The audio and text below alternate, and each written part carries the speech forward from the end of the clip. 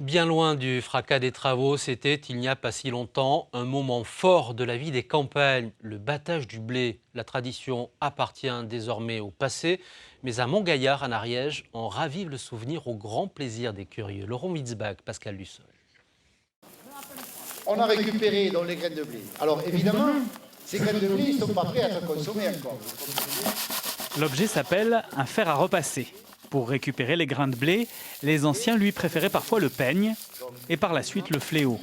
Autant de techniques ingénieuses, aujourd'hui désuètes, qui reprennent vie le temps d'une journée sur le site ariégeois des Forges de Pyrène, dédié aux anciens métiers. Un des maîtres mots ici des Forges de Pyrène, c'est l'authenticité. L'authenticité, c'est-à-dire qu'on est dans la démonstration, mais dans la démonstration avec de vrais objets, avec un vrai savoir-faire. Ça, c'est vrai toute l'année. Et a fortiori, aujourd'hui, pour le rendez-vous de la fête du battage, on utilise les vraies machines agricoles avec des bœufs, avec des vaches, avec des chevaux. Pour les nouvelles générations, en particulier pour les vacanciers venus des villes, la démonstration ne manque pas d'exotisme. Ces savoir-faire datent d'un autre âge, c'est vrai, mais finalement pas si lointain. Le fléau, tout ça j'ai connu, le manège à bœufs aussi j'ai connu, et ensuite la batteuse mécanique je l'ai connue aussi.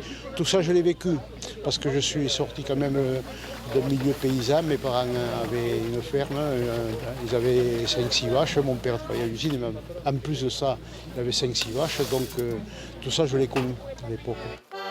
À l'époque, les travaux de battage étaient aussi prétexte à de grandes fêtes de village.